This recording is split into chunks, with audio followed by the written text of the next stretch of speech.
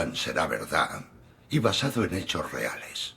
Su hija Beatrice esparció las cenizas del autor de Ciudadano Kane en el pozo de la finca del torero Antonio Ordóñez, uno de sus grandes amigos.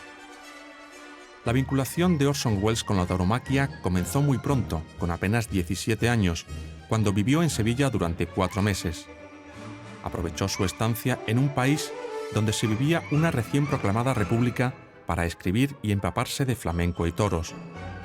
Visitó la maestranza con frecuencia e incluso toreó becerros en 4 ocasiones bajo el nombre de El Americano.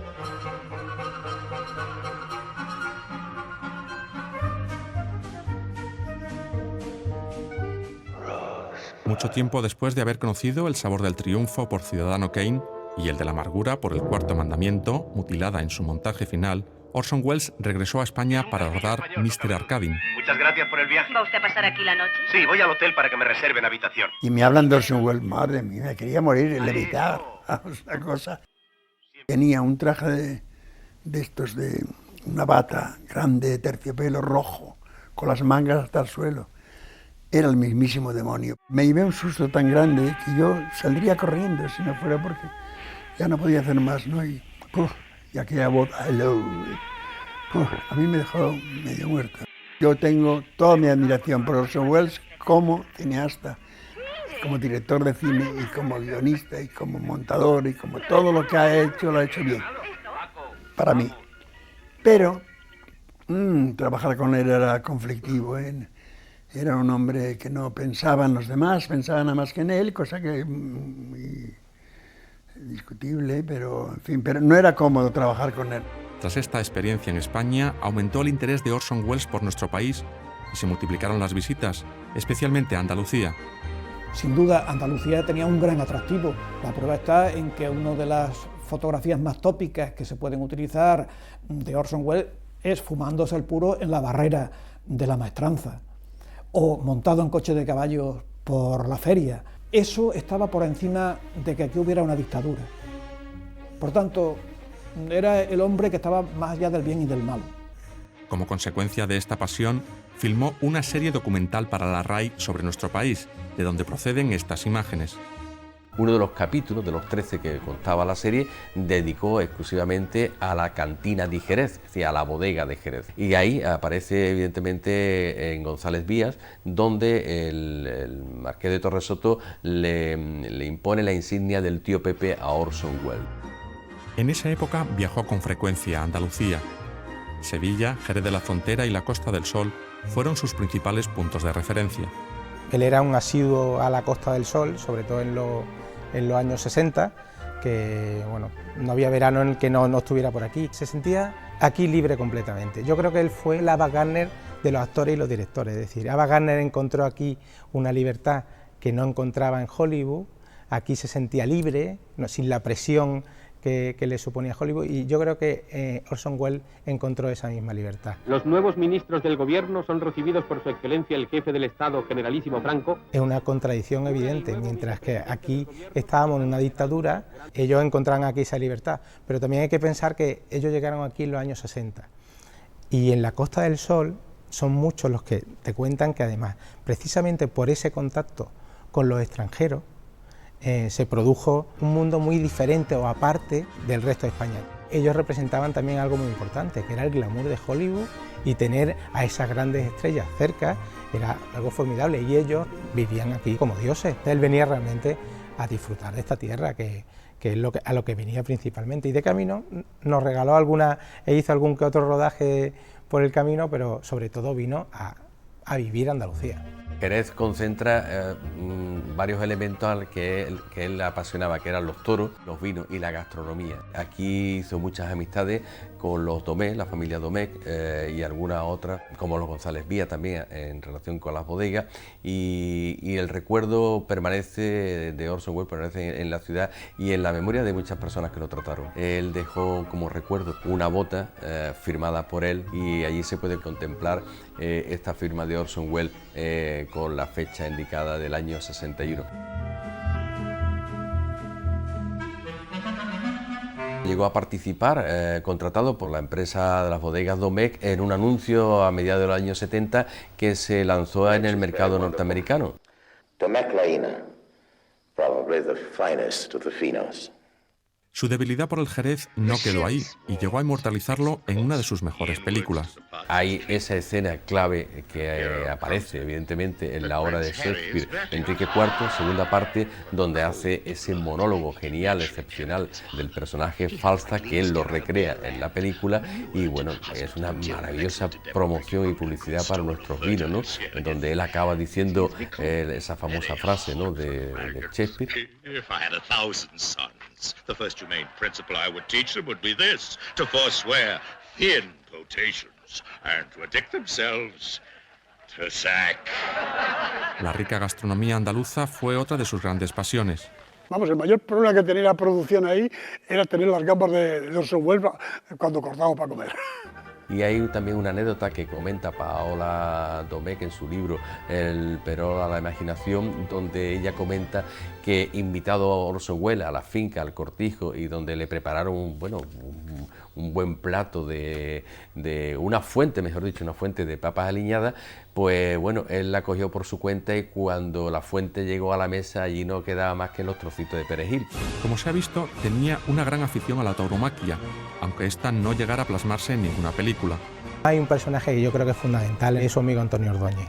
Orson Welles recorrió Andalucía porque iba detrás de Antonio Ordóñez, iba a la Feria de Sevilla, venía a Málaga, en Ronda también tras él, y hay muchísimas imágenes en la Plaza de Toros de Madrid. Tuvo algo más que una simple amistad, eran camaradas y hasta tal punto de que Hemingway también y Welles tuvieron cierta disputa porque los dos eran muy amigos de Antonio Ordóñez. También se sentía atraído por la iconografía que representaba los toros y por lo que tenía de cinematográfico también el mundo de los toros y de lucha del hombre y el animal. En Marbella se había reunido con Vázquez y con Antonio Ordóñez, su gran Antonio, los dos toreros del momento, y los convenció en el año 63 para hacer una película que hablara de la rivalidad taurina. Desgraciadamente ese es otro de los muchos proyectos inacabados que no llegaron a verse. Our story is really the story of people who follow bullfights, the kind of people who live off bullfights economically and also emotionally, because there's now Además de la gastronomía, el Jerez y los toros, Orson Welles también tuvo tiempo para encontrarse con cinéfilos, quizá uno de los episodios más desconocidos de su estancia en Andalucía. Tenemos que remontarnos al año 1964. Ese año vi El Proceso 17 veces seguidas. Claro, entonces no existía el vídeo y había que ir a la sala un día y otro, un día y otro, un día y otro. Hablar de Orson Welles era hablar, como siempre hemos hecho, del genio de la cinematografía internacional. Sabemos que Orson Welles viene a la Feria de Sevilla y entonces decidimos que vamos a hacer una especie de guardia frente al hotel y cuando lo veamos salir le vamos a decir que si nos concede un rato de hablar con él sobre su cine. Uno de los compañeros consiguió hablar con él a la salida del hotel. Bien, de acuerdo. Mañana a las 12 les espero en el Hotel Alfonso XIII. Si a él se le hubiera pedido una entrevista sobre qué pensaba de España, de los toros, etcétera, probablemente no lo hubiera concedido.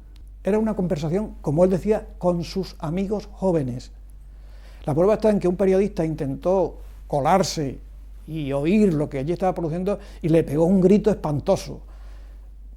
¡Déjenme tranquilo, estoy con mis amigos! Frente al ogro feroz que parecía que era Orson Welles, pues allí nos encontramos con un hombre extraordinariamente amable, que se reía a carcajadas tremendas que resonaban en todo el patio del hotel y que evidentemente pues se le caía la baba con la gente que decía que conocía su cine.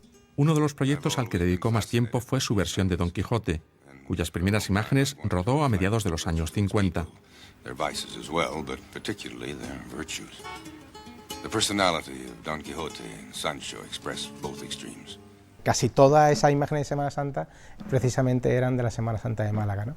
Lo que no está claro es que realmente esas imágenes las rodara él, o fuera un añadido que hizo Jesús Franco. Pero de lo que no cabe duda es que esa película, Don Quijote, un proyecto para él muy personal, representa lo que representó también Orson Welles. Él fue un Quijote contra el cine que solo tuvo libertad en su primera película, que es Ciudadano Kane, clásico donde los haya, pero que después siempre luchó contra todo. Él siempre reclamó su libertad a la hora de dirigir y por eso fue un exiliado de Hollywood en el mundo. De alguna manera fue un Quijote contra Hollywood. Uno de los grandes hitos del año 92 fue presentar precisamente El Quijote de Orson Welles. Tiene evidentemente algo de justicia poética que se estrenara en Andalucía, que fue una tierra que él amó. Soy de la opinión de que no tendría que haberse montado porque realmente era una película que él no quiso terminar. Y si él no la quiso terminar, es como si nos ponemos a terminar los cuadros de Picasso y los presentamos, es decir, a nadie se le ocurriría, ¿no? Bueno, pues esto yo creo que tiene un paralelismo también. Para poder financiar estos proyectos tan personales, participaba como actor en películas consideradas alimenticias.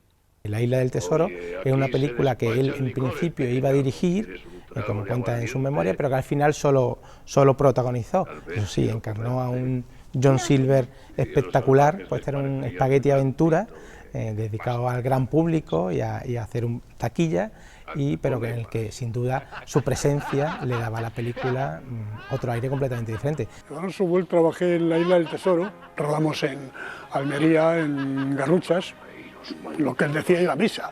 El problema que tenía es que no se acordaba bien de los diálogos. Pidió unos cartelones de 1 metro de grande, 1 metro cuadrado de grande, y unos rotuladores negros fuertes.